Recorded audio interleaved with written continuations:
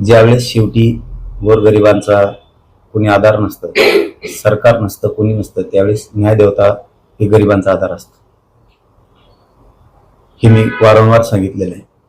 कारण आमचं खरं आहे, आम्ही खरे ओबीसी आहेत, आमच्या खऱ्या ओबीसीच्या नोंदी आहेत, आमचं गॅजेटियर खरं आहे. त्यामुळं न्यायदेवता आमच्याच बाजूनं करणार. कुणी किती विरोध केला तरी काहीच होऊ शकत नाही. कारण हा जे हैदराबादचा गॅजेटियरचा आधार घेऊन काढलेला आहे.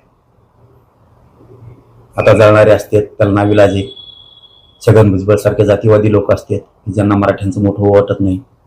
आणखीन त्यांनी काही हाताखाली पकडलेले आहेत, परळीकडचे, इकडचे, तिकडचे, काही नागपूरचे, असे काही पकडलेले आहेत त्यांनी की मराठ्यांचं वाटोळं व्हावं म्हणून. परंतु न्यायदेवता कोणाच्या म्हणण्यावर चालत नाही. न्यायदेवतेनं आधार दिलाय. मी आपल्याच माध्यमातून ऐकलंय, त्याबद्दल मी सरकारचं खरंच कौतुक करतो. फडणवीस साहेबांचंही मनापासून कौतुक. कारण जे टिकवणं त्यांची जबाबदारी आहे. मराठ्यांना आरक्षण देणं, मराठवाड्यातल्या सगळ्या मराठ्यांना कुणबी प्रमाणपत्र आणि आरक्षण देण्याची जबाबदारी त्यांची. आमच्या शिंदे साहेबाचंही कौतुक आणि विशेष करून विखे पाटील साहेबाचं सुद्धा मनापासून कौतुक आहे की ते गोरगरीब मराठ्यांच्या बाजूनं ताकदीनं उभा राहिले. तुम्ही जर मराठ्यांना असंच न्याय द्यायचं काम केलं तर मराठा सुद्धा तुमच्या बाजूनं ताकदीनं उभा राहील. कारण आम्हाला राजकारणाशी देणं घेणं नाही, आम्हाला आरक्षणाशी देणं घेणं. आमचे लेकरं बाळं जर तुम्ही मोठी केली तर हा आमचा करोडो मराठा समाज तुम्हालाही मोठं करत, त्यात काही शंका नाही.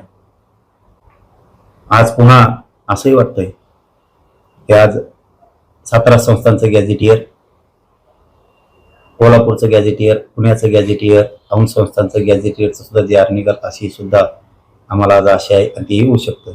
आणि शेतकऱ्याला सुद्धा आज भरभरून निधी मिळू शकतो अशी पण आशा आहे. नाही मिळालं तर आंदोलन खूप टोकाचं उभं राहणार आहे शेतकऱ्यांसाठी, यातही काही दुमत नाही.